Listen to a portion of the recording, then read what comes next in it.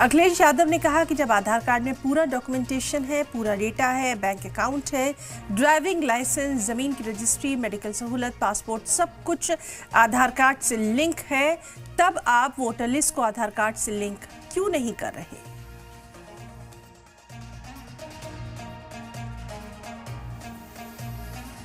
आपका बना हुआ आधार को सिर्फ मान नहीं रहे हैं।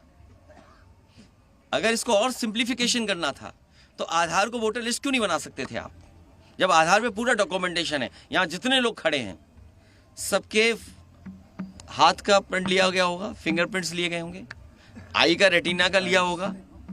कोई हमें बता दे जिसका आधार ना बना हो, ये दो चीजें ना ली गई हों, और पूरा डेटा है उसके अंदर, एज है, सब कुछ है, एड्रेस है, घर परिवार के बारे में जानकारी है।